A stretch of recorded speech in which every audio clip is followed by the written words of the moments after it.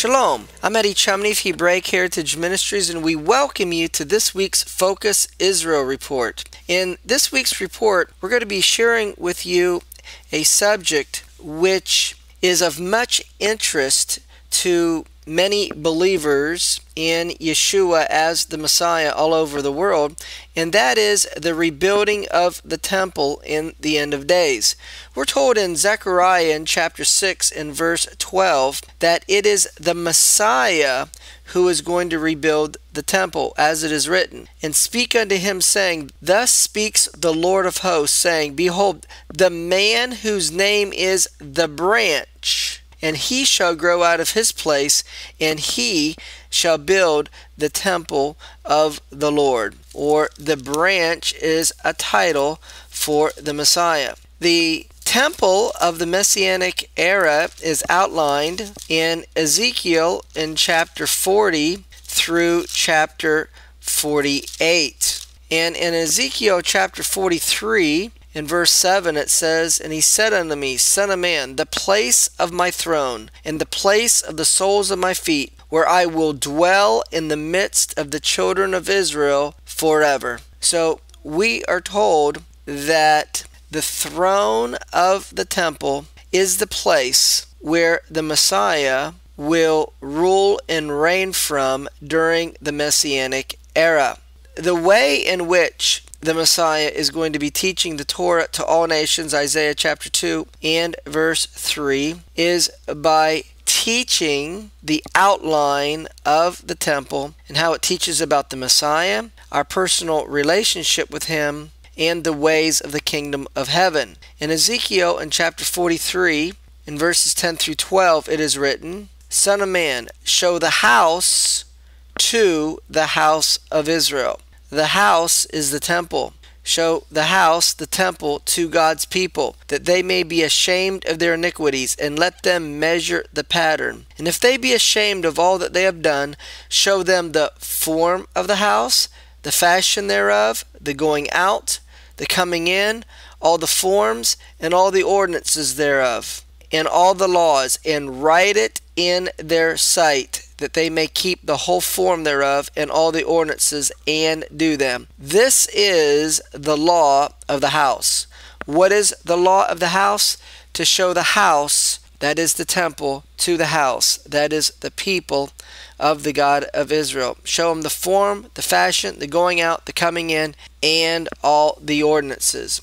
Regarding the first temple that was built, we are told in 1 Chronicles in chapter 28 that the blueprint of this temple was given to David, who gave it to Solomon, and it was given by the God of Israel to David by the Spirit of God. 1 Chronicles chapter 28, beginning in verse 11. Then David gave to Solomon his son the pattern of the porch and the houses thereof, the treasuries, the upper chambers, and the inner parlors, and the place of the mercy seat, and the pattern of all that he had by the Spirit, of the courts of the house of the Lord, and all the chambers round about, of the treasuries of the house of God, of the treasuries and the dedicated things. Also for the courses of the priests and the Levites, and for all the work of the service of the house of the Lord, for all the vessels of service in the house of the Lord. Then we're told in Hebrews in chapter 9 and beginning in verse 1, For verily the first had also ordinances of divine service. So we are told that Solomon's temple, it was constructed and it had divine services, and it was given by the Spirit originally to David, who gave it to Solomon. But we had the destruction of the first temple, and then we had the second temple, which was in Yeshua's day. But that temple was destroyed in the year 70 by the Romans, and efforts are now being made by the Jews in Israel to make preparations for the rebuilding of the third temple. So I would like to share with you regarding an organization who is intimately involved in this endeavor, and this is the Temple Institute. It's located in the Jewish quarter of Jerusalem's Old City. And the information I'm going to share with you about the Temple Institute comes from their website, templeinstitute.org. At the website, it says about the organization. The Temple Institute was founded in 1987. It is a nonprofit educational and religious organization located in the Jewish quarter of Jerusalem's Old City. The Institute is dedicated to every aspect of the biblical commandment to build the Holy Temple of God on Mount Moriah in Jerusalem. Our short-term goal is to rekindle the flame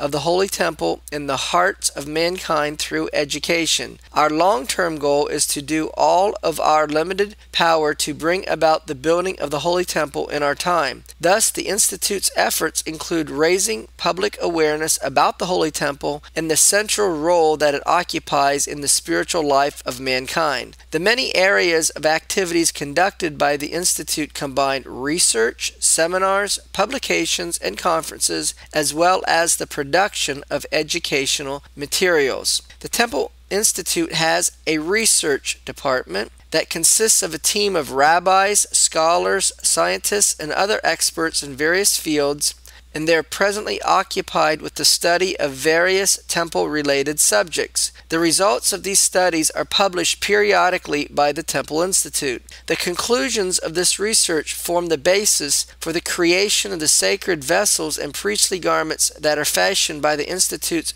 Restoration Department, comprised of experts representing a wide range of fields and professions: gold and silversmiths, weavers, gemologists, musicologists, carpenters, painters, graphic artists, architects, and more. These craftsmen prepare their work based on the findings and the conclusions presented to them by the scholars of the research department. Once the plans for the vessel or item has been completed, the craftsman or artist sets about the execution of the project accordingly, with his own emphasis on the artistic aspects.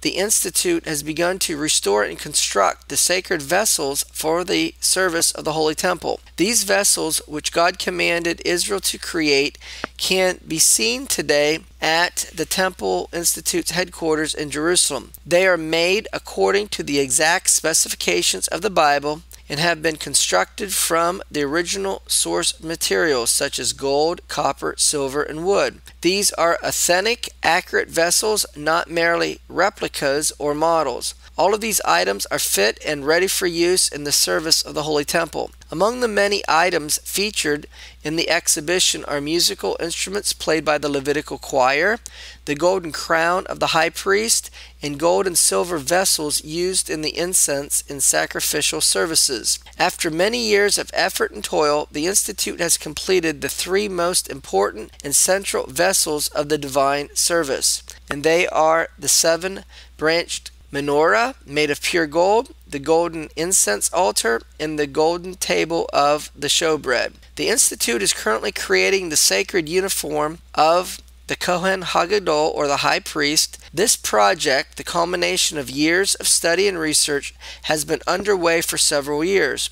To date, the high priest's breastplate and ephod have already been completed. In this manner, over 60 sacred temple vessels have already been restored, including some of the most difficult and complicated projects, such as the menorah and the precious stones of the high priest's breastplate. The international department of the Temple Institute is headed by Rabbi Chaim Richman, and he has a weekly program on Israel National Radio called Temple Talk to promote temple awareness and the work of the Temple Institute. Why build the temple? Why fuss over an ancient, seemingly outdated concept? What relationship does the Holy Temple have to our world today? The people of Israel have lived without a temple for nearly 2,000 years and seem to be doing fine without one. We don't seem to need it, and God certainly doesn't. So why think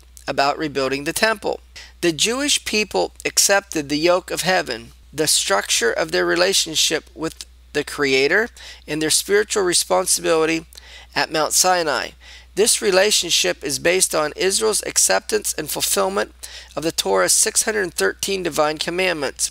But in fact, fully one-third, or 202 of these commandments, are totally dependent on the existence of the Holy Temple for their fulfillment. But what is our attitude regarding these commandments? Do we think of them as inactive, dormant, dead? Do we believe that they are no longer applicable? Do we perhaps relegate them to that nebulous time of messianic redemption, that they will only be achieved in the future with the coming of the Messiah? Nothing can be further from the truth. Moses Maimonides, Rabbi of the Middle Ages, teaches that the performance of all the commandments are not dependent on the coming of the Messiah. They are to be fulfilled at all times. God does not change his mind or nullify any of the commandments included in the Torah, which were given once and for all time.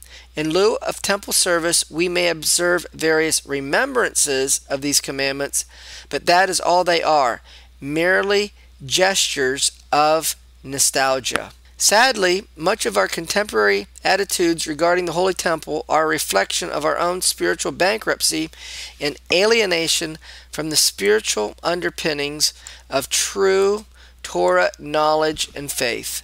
The Holy Temple was not some magnificent building. It was the direct arena for our direct relationship with God, the unfolding saga of man's greatest spiritual longing. It was a place where heaven and earth met, a meeting place for God and man. At this one place on earth, unlike any other, the one place that the Creator himself chose to rest his presence, the rectification of man's connection with God takes place. All people were able to come to the temple to partake in this direct and fulfilling bond, to recharge their spiritual batteries and come away with a renewed sense of purpose and being. The Temple Institute has exhibition halls, and if you're ever in Jerusalem, it is open to the public Sunday through Thursday from 9 a.m. till 5 p.m. Guided tours are available for groups. The admission fee for adults is 25 shekels and 20 shekels for children between the ages of 5 to 18. Senior citizens get a discount of only 20 shekels. Should the temple be rebuilt in our time? The reality of the Jewish experience means the temple will be rebuilt. Many people who visit the Temple Institute are incredulous and cannot help but exclaim, "Do you really think that you will live to see the Holy Temple rebuilt?" The answer to that question is of little importance. Let us rather recall that Jewish history has a trajectory which began when the patriarch Abraham smashed his father's idols in Ur of the Chaldees. That trajectory has spanned the millennia, and it is obvious that we are rapidly approaching the climatic times in which the Holy Temple will once again become the focal point for mankind's spiritual focus. Whether this transpires in our generation or not, we can still choose to be active participants and not simply spectators in God's bold plan for the redemption of Israel and all humanity. Ultimately, the prophet Isaiah tells us about a time during the Messianic era when we have the fulfillment of Isaiah chapter 2 in verses 2 and 3. "And it will come to pass in the last days that the mountain of the Lord's house shall be established in the top of the mountains, and shall be exalted above the hills, and all nations shall flow into it. And many people will go and say, Come, and let us go to the mountain of the Lord, to the house of the God of Jacob, that is the temple.